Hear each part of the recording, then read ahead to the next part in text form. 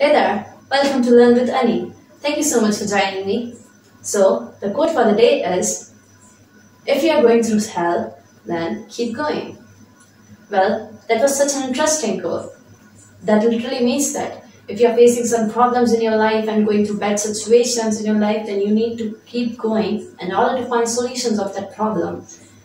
Because if you don't work harder on finding solution of that problems, and if you just sit down and keep on crying about your problem, then those things will get you nowhere. You need to work harder on finding solution of that problem so that you can get out of that situation. So work harder, keep going, and never quit. Okay, with this, let's get started with our today's topic, that is the noun case. Now, on the basis of case, noun is divided into 7 types. Those are nominative case, objective case, possessive case, vocative case, complement of the verb, nouns in opposition, and nominate absolute.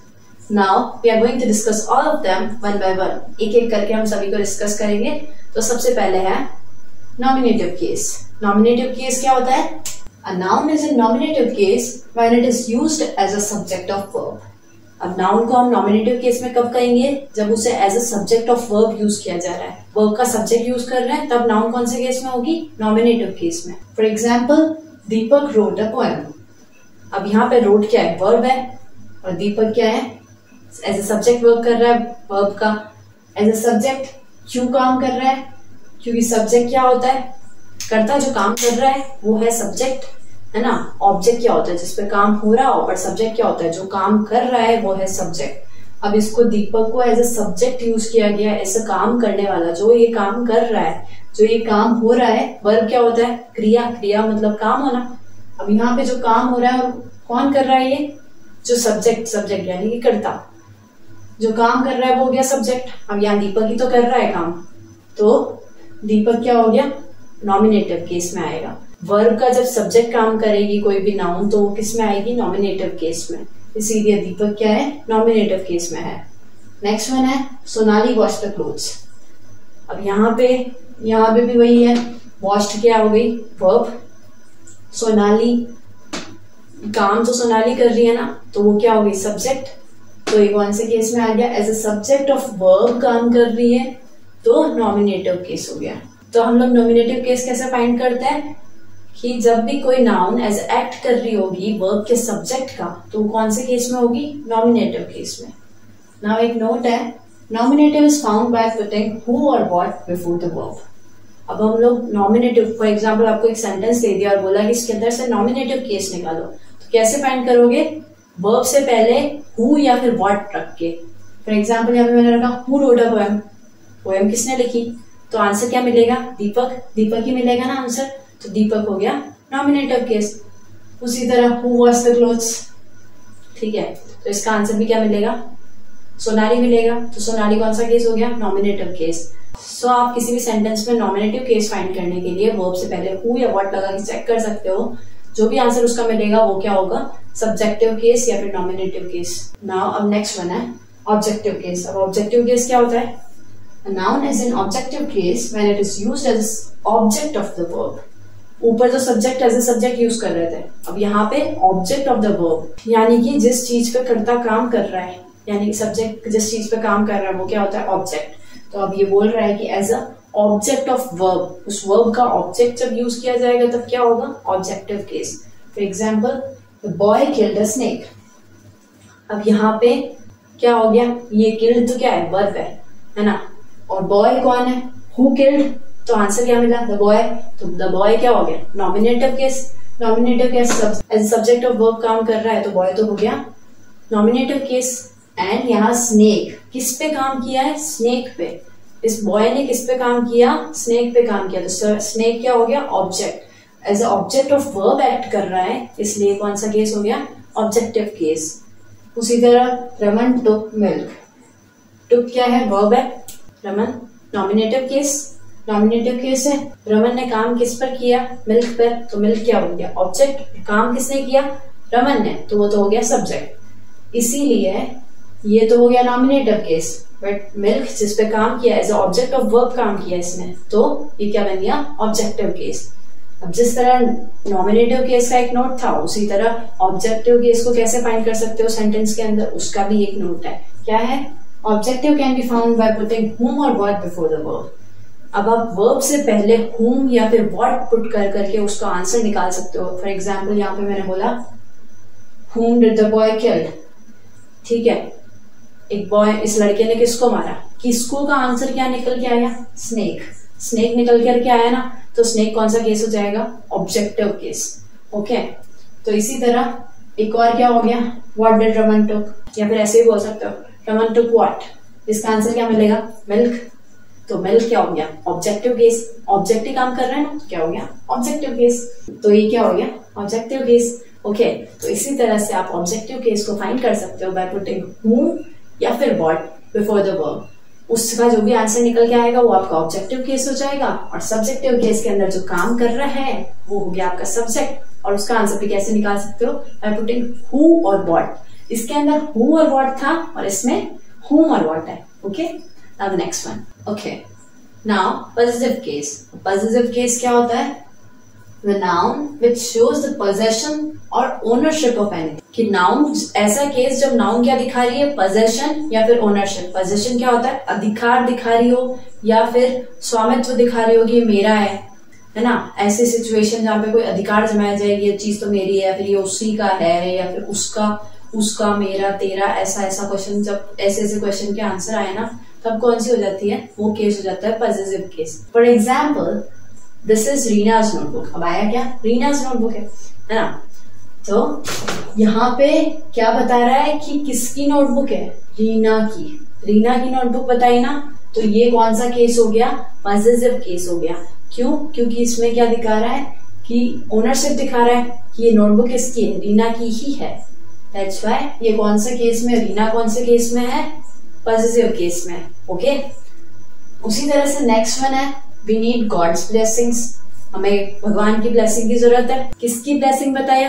किसकी का answer जो भी question दे रहा होगा वो किस में आएगा? पॉजिटिव केस में आएगा। ओके, और ज्यादातर positive case apostrophe S and हो रहे होते हैं, तो उससे आइडेंटिफाई कर लोगे आप। उसके अलावा भी एक और नोट है जो मैंने वैसे तो बता ही दिया है, पर एक बार पढ़ लेते हैं। The possession answers the question whose. किसका आंसर देती है? हुज का। किसी भी सेंटेंस में पॉजिटिव केस फाइंड करना है तो क्या करोगे?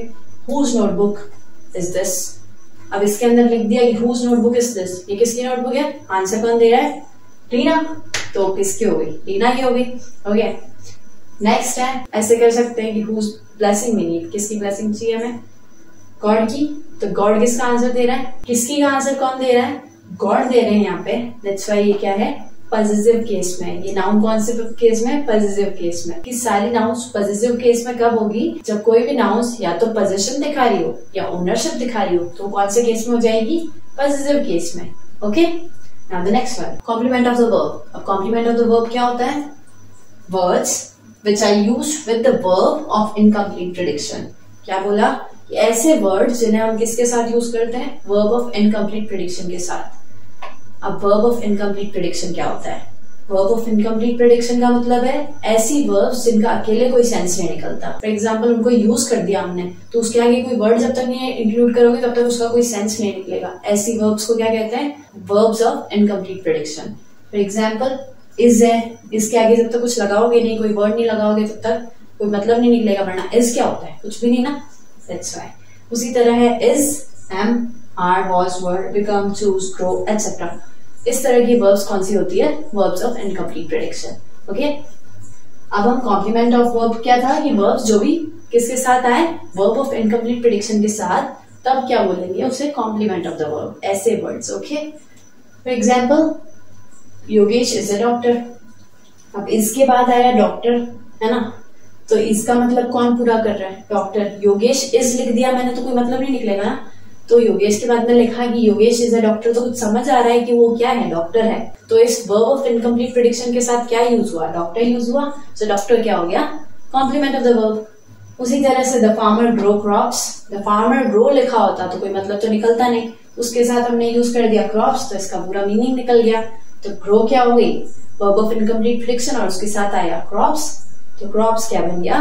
Complement of the verb. So ऐसी नाउन्स जिसे हम वर्ब ऑफ इनकम्प्लीट प्रेडिक्शन के साथ यूज करते हैं उन्हें हम क्या कहते हैं? complement of the verb.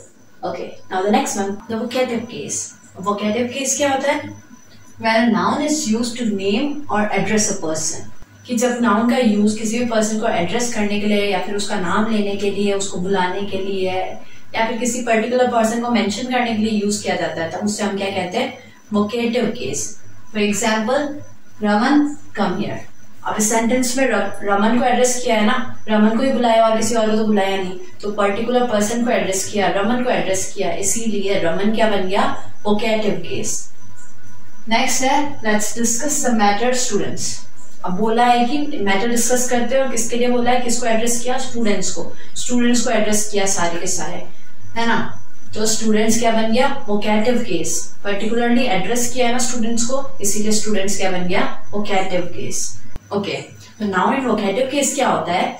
जब भी नाउन्स का यूज कैसे किया जाए कि किसी भी पर्सन या फिर किसी भी चीज का नेम देने के लिए या किसी को एड्रेस करने के लिए, तब हम उस नाउन को क्या बोलेंगे कि ये वोकेटिव केस में है. Okay, now the next one, noun and apposition.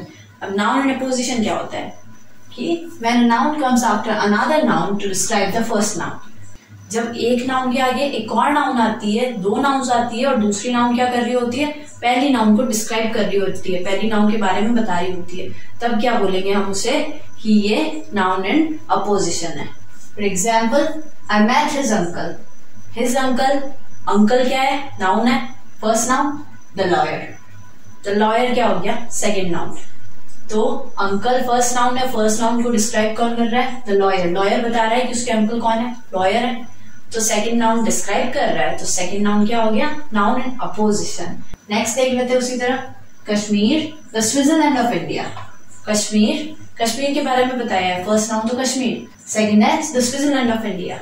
Switzerland of India किसको डिस्क्राइब किया? फर्स्ट नाउन जो कि कश्मीर थी, कश्मीर को डिस्क्राइब किया द स्विट्जरलैंड ऑफ इंडिया ने. तो द स्विट्जरलैंड ऑफ इंडिया क्या बन गया?